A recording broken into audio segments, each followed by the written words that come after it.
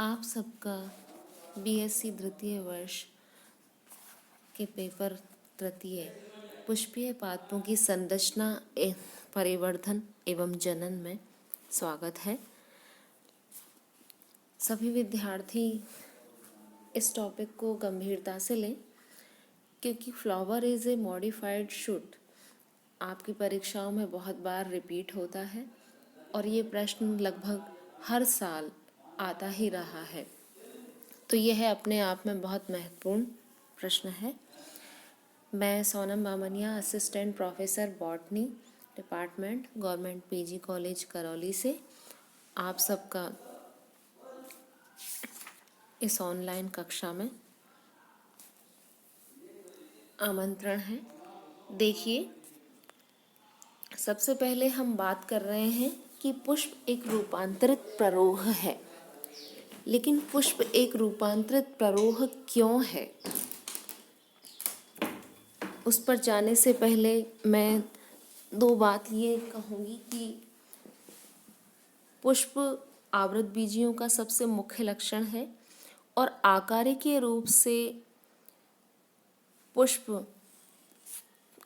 पादप का एक ऐसा अंग है जो जनन के लिए उत्तरदायी होता है। और पुष्प में एक साथ ये कहिए कि बहुत सारी संरचनाएं भी मिलती हैं। इसको एक संघनित यानी कंडेंस्ड शूट भी कहा है, जिसकी वृद्धि रुक जाती है और पर्व अत्यधिक संक्षिप्त हो जाते हैं। इसलिए इसको हम एक कंडेंस्ड प्ररोह या कंडेंस्ड शूट भी कहते हैं। और इसमें प्ररोह में पत्तियां पुष्पीय पत्र के द्वारा दिखाई जाती हैं। अभी तक हम जानते हैं कि जड़ें हैं, स्तंभ हैं, पर्ण हैं, ये पादप के कायिक अंग हैं, जबकि पुष्प जनन अंग है। पुष्प का किसी भी पादप में बहुत महत्वपूर्ण रोल रहता है, भूमिका रहती है। और पुष्प किस तरह से रूपांतरित प्ररोह माना जा सकता है, इसके बारे में वैज्ञानिकों के द्वारा ये 5 प्रमुख सिद्धांत दिए गए हैं, 5 मुख्य लॉजिक दिए गए हैं, जिनमें पहला है पुष्प कलिका की समजातता, दूसरा पुष्पासन की अक्षीय प्रकृति, तीसरा पुष्पीय अवयवों की पर्णीय यानी कि लीफियन नेचर यानी पत्ती जैसी नेचर, चौथा इसमें जननीय से स्टेराइल संरचना में रूपांतरण यानी modification of fertile to sterile structure, यानी जनन वाली संरचनाएं बंध संरचना के रूप में भी रूपांतरित हो जाती हैं। यानी कि ऐसी संरचनाएं बंध संरचनाएं होती हैं जो प्रजनन क्रिया में भाग नहीं लेती या जनन से संबंधित क्रियाओं में भाग नहीं लेती। पांचवा है पुष्पीय एवं कायिक अंगों का आपस में परिवर्तन यानी interchange of floral and vegetative appendages, यानी कई बार पुष्प और जो कायिक भाग हैं उनका आपस में इस तरह का रूपांतरण या परिवर्तन हो जाता है कि वे कायिक भाग पुष्प जैसे लगने लगते हैं या पुष्प के भाग कायिक भाग जैसे लगने लगते हैं। तो सबसे पहले हम बात करते हैं इसके पहले बिंदु की, जिसमें है पुष्प कलिका की समजातता यानी homology of flower bird. Homology of flower bird के बारे में कुछ चीज़ें कही जाती हैं, जिनमें सबसे पहले आता है पोजीशन ऑफ फ्लोरल बर्ड यानी कलिका की स्थिति। क्योंकि पुष्प की जो कलिका है वो अपने आप में बहुत महत्वपूर्ण भूमिका निभाती है। पुष्प की जो कलिका की स्थिति है, आप देखेंगे कि किसी भी पुष्प में आप यहाँ देखेंगे कलिका की स्थिति या तो अग्रस्त होती है यानी सबसे आगे होती है या कक्ष में होती है। जो भी कायिक, और ये है कि ये कायिक कलिका के समान ही होता है। कोई भी वेजिटेटिव यानी कोई भी नई पत्ती निकलती है तो वो इसी तरह से निकलती है कि वो तो या तो आखिरी सिरे से निकलेगी या फिर किसी न किसी कक्ष वाले सिरे से उसका निकलना शुरू होगा। आप देख सकते हैं कि कलिका उसी तरह से निकलती है जिस तरह से नई पत्तियां निकलती हैं। तो कलिका की स्थिति अपने आप में बहुत महत्वपूर्ण है कि कलिका बिल्कुल उसी तरह से रिएक्ट करती है, उसी तरह से उसका उद्गम होता है जिस तरह से कोई भी कायिक अंग निकलता है, जैसे पत्तियां वगैरह निकलती हैं।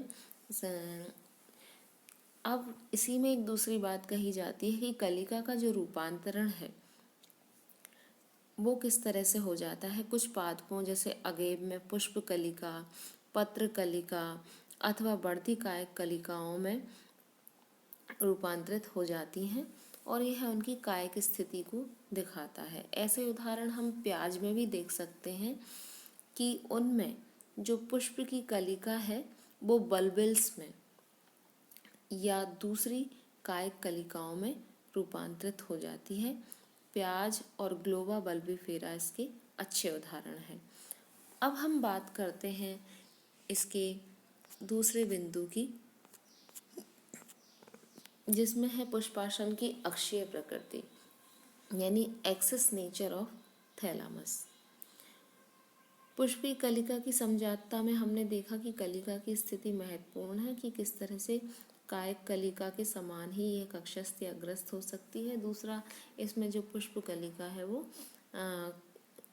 बढ़धी या बल्बिल्स वगैरह में रूपांतरित हो जाती है, जैसे कि प्याज में। अब हम दूसरे बिंदु में हम देख रहे हैं कि पुष्पासन की जो अक्षीय प्रकृति है वो किस तरह से प्रभावित करती है। पुष्पासन असल में एक कॉन्वेक्स और एक संघनित आकृति का होता है, लेकिन इसकी अक्ष कुछ असामान्य स्थितियों से सिद्ध हो जाती है। वो कैसे सिद्ध होती है आप इस अगले चित्र में इसे देख सकते हैं। आपको इसमें एंड्रोफोर और गायनोफोर की स्ट्रक्चर कैपेरिस में दिखाई दे रही है। कैपेरिस नहीं है, गायनेंड्रोप्सिस में दिखाई दे रही है। इसी तरह से अगले चित्र में हम देख रहे हैं कि गुलाब में जो स्तंभ का विकास है वो आप देख सकते हैं कि कक्षस्थ कलिका के बाद भी उसमें से और ऊपर से शाखाएं निकलती जाती हैं। तो ऐसा लगता है जैसे कि पत्तियां एक ही जगह इकट्ठा हो गई हों। तो इसमें स्तंभ का विकास गुलाब में ऐसा दिखाई देता है जैसे पत्तियां एक ही जगह पे इकट्ठी होकर के पुष्पनुमा संरचना बना रही हैं। तो अभी हम यहाँ बात कर रहे थे लंबे पर्व के विकसित होने की। कुछ पादपों में पुष्प में संक्षिप्त और पर्व लंबे, पुष्प तो छोटा हो जाता है जैसे आप देख रहे हैं।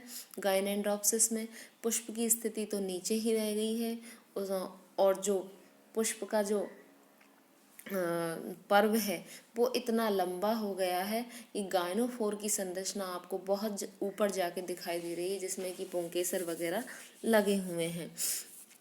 तो ये जो स्थिति है वो कैपेरिस, पैसिफ्लोरा और गायनेंड्रोप्सिस में गायनेंड्रोफोर को देखने पर आप बहुत अच्छे से हम देख सकते हैं। इसी तरह से कैपेरिस में एंड्रोफोर या एंथ्रोफोर पाए जाते हैं। तो हम देख रहे हैं कि कितना डिस्टेंस हो गया है दलपुंज की स्थिति में और जो पुष्प के जो दूसरे आवश्यक अवयव हैं जायांग और पुमंग, उनके बीच में कितनी दूरी हो गई है। तो इससे ये साबित हो जाता है कि पुष्प में लंबे पर्व विकसित हो जाते हैं। यानी पुष्पासन की अक्षीय प्रकृति किस तरह से महत्व रखती है कि उसका पुष्पासन कितना लंबा है, उसके पर्व कितने लंबे हैं, दलपुंज और पुमंग जायांग के बीच की कितनी डिस्टेंस है। अब आप देख रहे हैं स्तंभ का विकास, जो कि स्तंभ के विकास को मैं गुलाब के चित्र के द्वारा दिखा सकती हूँ। इसमें क्या होता है कि प्राय स्तंभ की जो वृद्धि है उसमें पुष्पीय अवयव और अंडकों से इसकी वृद्धि रुक जाती है, लेकिन कई बार पुष्प बनने के बाद भी यह बढ़ता रहता है। अगर हम गुलाब को बैक साइड करके देखते हैं, आगे से नहीं, आगे तो उसकी कक्षस्थ कलिका दिखेगी, लेकिन अगर हम उसके पिछले भाग से देखें, जैसे कि इस चित्र में दिखाई दे रहा है, तो आप देखेंगे कि पुष्प बनने के बाद भी स्तंभ बनता रहता है, बढ़ता रहता है और पुष्प में से ऊपर निकल जाता है। इस स्तंभ में बढ़ती स्तंभ के समान ही फिर से पत्तियां निकलने लगती हैं, जैसे कि आपको गुलाब में दिखाई दे रही होगी कि फूल के बाद भी, पुष्प के बाद भी फिर से पर्ण विकसित हो रही हैं। और नाशपाती भी ऐसा ही एक उदाहरण है।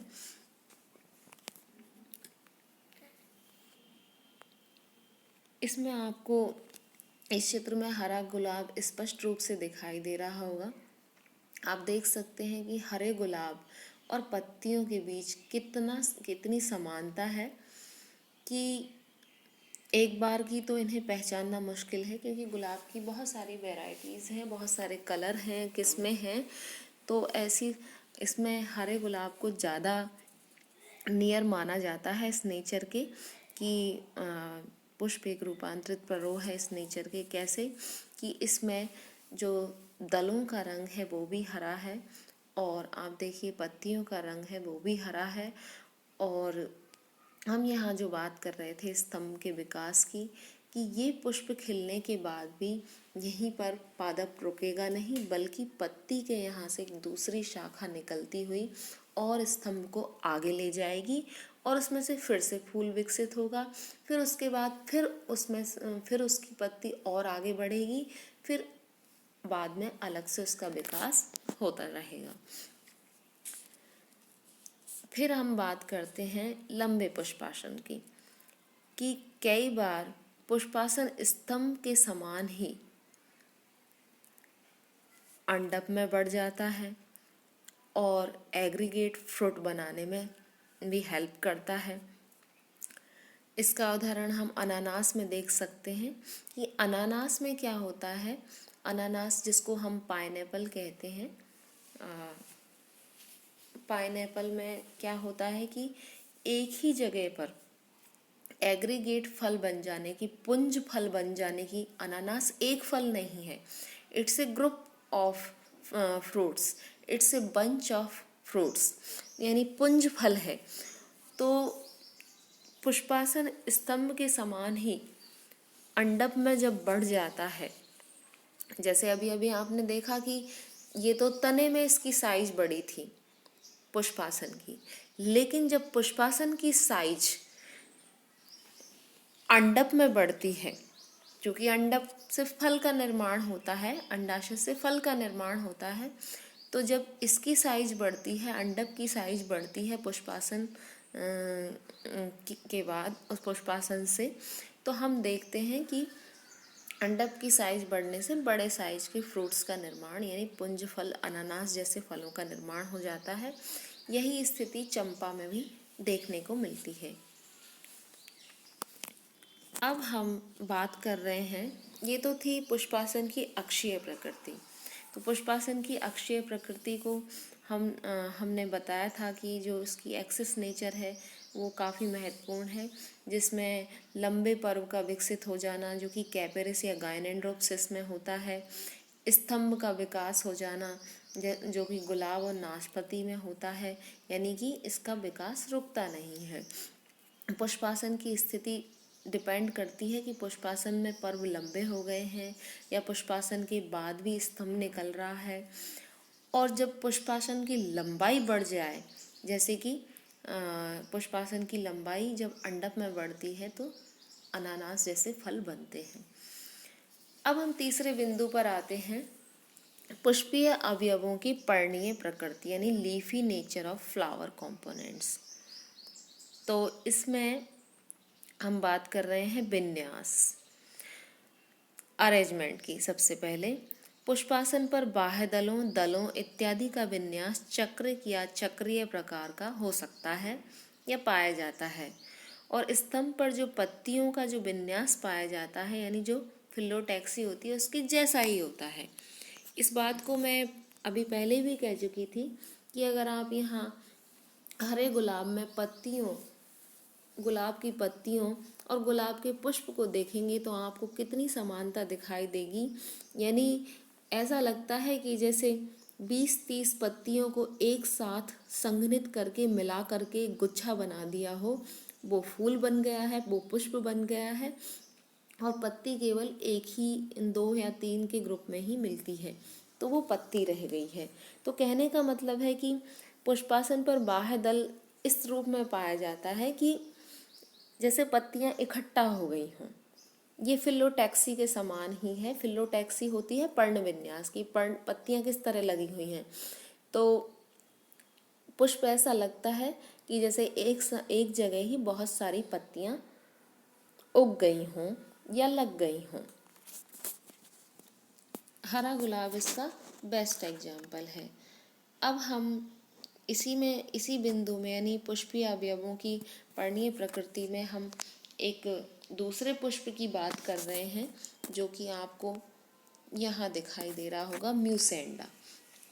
म्यूसेंडा का जो पुष्प है उसमें आप देख सकते हैं कि इसमें बाह्यदल बड़े होकर वेजिटेटिव पर्ण के समान यानी कायक पत्ती के समान बड़े हो जाते हैं और कई बार तो हरा रंग तक ग्रहण कर लेते हैं। अब आप देख सकते हैं कि ये म्यूसेंडा की ही प्रजातियां हैं, जिसमें एक पीले कलर का म्यूसेंडा है और एक ऑरेंज कलर का म्यूसेंडा है। जो पीले कलर का म्यूसेंडा है उसमें बाह्य दल बिल्कुल आपको सफ़ेद रंग का दिखाई दे रहा होगा, और दूसरे वाले में भी बाह्य दल सफ़ेद रंग का दिख रहा है और कुछ में ये हरा रंग ही ग्रहण कर लेता है धीरे धीरे। तो बाह्य दल इतना बड़ा हो जाता है कि ये कायक पत्ती के समान दिखाई देता है। तो बाह्य दल वर्सेस पत्ती, तो बाह्य दल किसके जैसा दिखाई दे रहा है? पत्ती के जैसा। तो पुष्पीय अवयवों की जो है पर्णीय नेचर को दिखाता है ये वाली जो बात है कि पुष्प के भाग भी पत्ती जैसे लगने लगते हैं या पत्ती जैसे ही बन जाते हैं। तो म्यूसेंडा इसका बेस्ट एग्जाम्पल है। अब हम बात कर रहे हैं इसके चौथे बिंदु की, जननीय से स्टेराइल संरचना में या बंधे संरचना में रूपांतरण, modification of fertile to sterile structure. यानी कई बार क्या होता है कि जनन वाली संरचना यानी पुष्प से संबंधित संरचना बंध संरचना में परिवर्तित हो जाती है।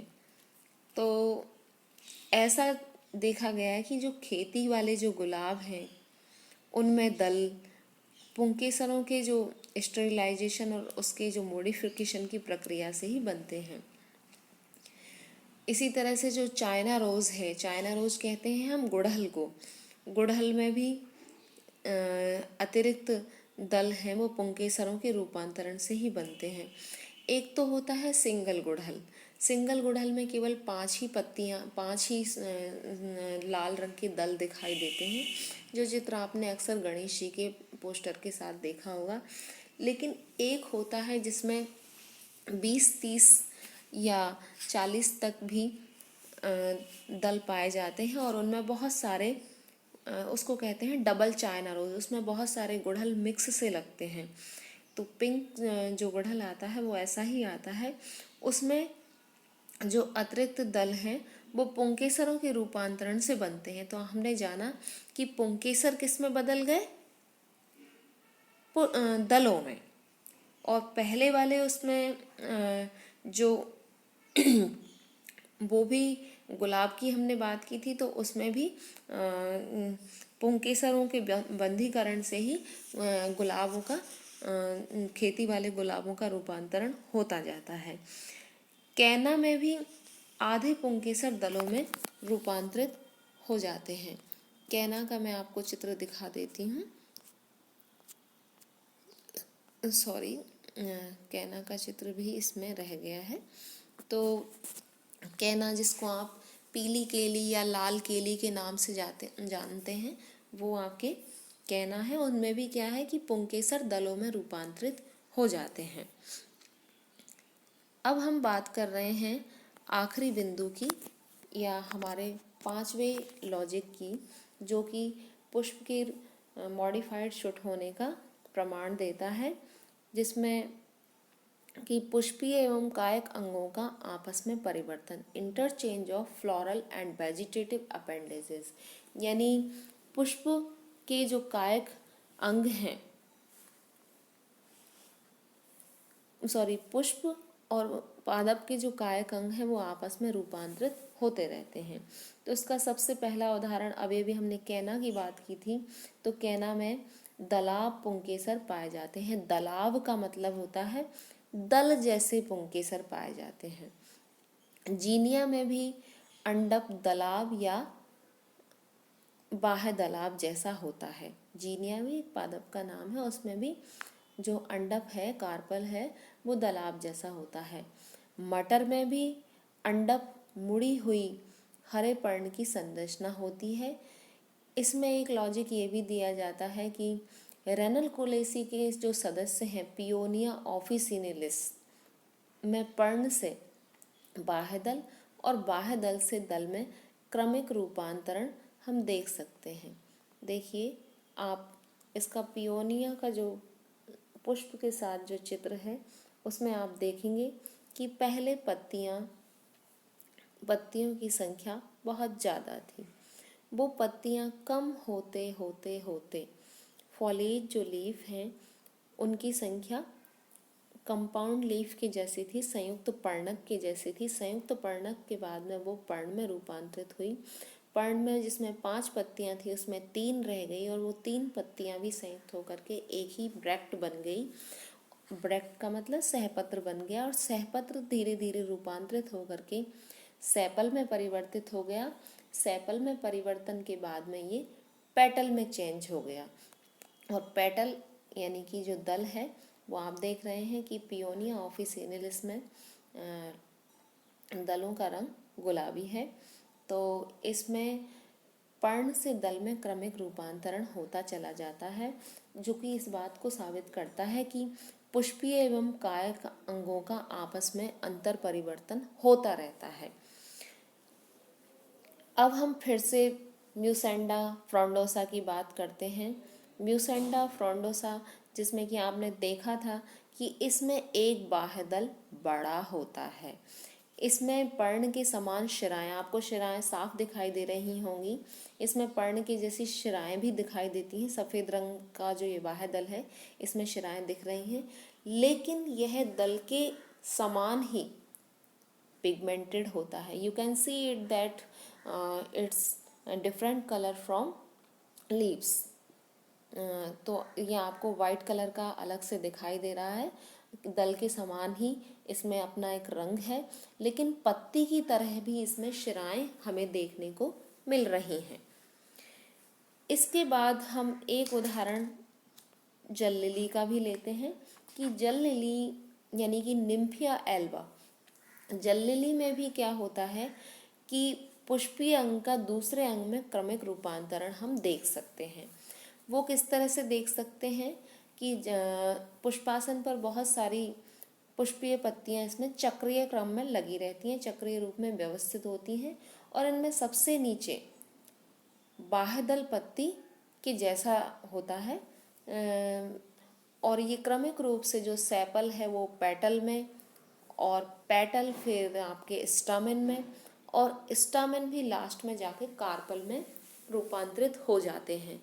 यानी कहने का मतलब है कि बाह्य दल दल में और दल भी पुंकेसरों में और पुंकेसर भी फिर से अंडप की संरचना में रूपांतरित होते जाते हैं।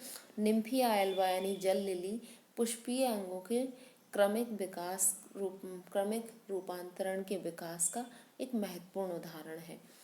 तो हम ये बात कह सकते हैं, बहुत सारे लॉजिक्स के थ्रू बहुत सारे प्लांट्स में ये देखने को मिलता है कि पुष्प एक रूपांतरित प्ररोह है और रूपांतरित प्ररोह इसलिए है क्योंकि उसकी कलिका, उसका पुष्पासन, उसके जो पुष्पीय अवयवों की पर्णीय प्रकृति, उसकी जो जनन की संरचनाएं बंध संरचनाओं में रूपांतरित होने से ये और पुष्पीय और कायक अंगों के आपस में परिवर्तित होते जाने से ये बात साबित हो जाती है कि पुष्प एक रूपांतरित और संघनित प्ररोह है जिसमें सभी अवयव आपस में एक दूसरे से कन्वर्टेड हो सकते हैं या ट्रांसफॉर्म्ड यानी रूपांतरित हो सकते हैं।